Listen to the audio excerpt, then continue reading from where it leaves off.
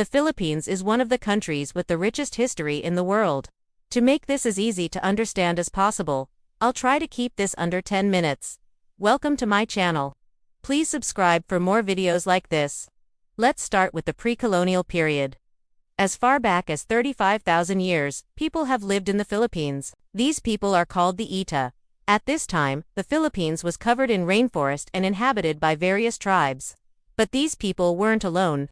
The Philippines was also home to some of the earliest humans in the world. These early humans were called the Negrito. Around 2000 BCE, new people started to arrive in the Philippines from what is now Indonesia and Malaysia. These people were called the Indonesians. They brought with them new technology and ideas that would help to shape the future of the Philippines. One of the most important things that the Indonesians brought with them was the art of metal. This would allow the Filipinos to make tools and weapons out of metal, which gave them a huge advantage over the other indigenous people. The Filipinos would use their new metal weapons to conquer many of the smaller tribes, and eventually the entire archipelago would be united under their rule. By the 13th century, the Philippines was a collection of independent states ruled by kings and queens. The most powerful of these states was the Kingdom of Tondo, but despite their power, none of these states could escape the attention of the Chinese. The Chinese had been coming to the Philippines for centuries to trade. But in the 13th century, they started to conquer the islands.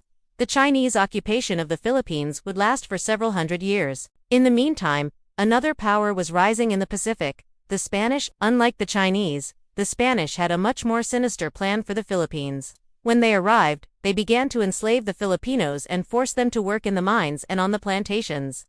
They also began to convert the Filipinos to Christianity, and anyone who didn't convert was killed. Despite this, the Filipinos resisted the Spanish for hundreds of years. By the 18th century, the Spanish had taken control of most of the Philippines. However, they would soon lose control of other parts of their empire. In 1896, the Philippine Revolution began. This was a war between the Philippines and Spain. It was the first war for independence in the Philippines. Although the war ended with a Spanish victory, it showed the Filipinos that they could fight back against their oppressors. This would be an important lesson to learn for the future. In 1898, the Spanish-American War broke out. The Filipinos, hoping to win their independence from Spain, sided with the Americans. The Americans would go on to win the war, and Spain would lose all of its colonies in the Philippines. The United States then took control of the Philippines and began to exploit the islands. They built huge plantations and factories and forced the Filipinos to work in them for very low pay. The Filipinos hated this and soon began to fight back. This led to the Philippine-American War, which lasted from 1899 to 1902. The war was brutal and resulted in the deaths of thousands of Filipinos. Eventually, the Filipinos realized that they couldn't win the war, and so they had to accept American rule. The Filipinos would continue to fight for independence throughout the 20th century. But it wasn't until 1946 that the United States finally granted them independence.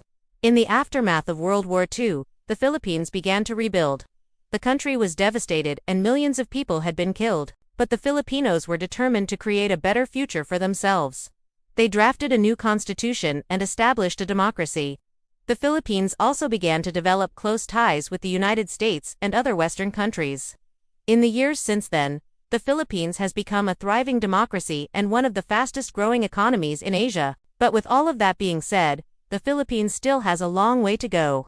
There is still poverty and corruption, and the country is still prone to natural disasters. But the Filipino people are strong and resilient, and they have overcome great challenges in the past. There is no doubt that they will continue to overcome challenges in the future and continue to build a better future for themselves. Thank you for watching. Please subscribe to my channel for more videos like this. Thank you.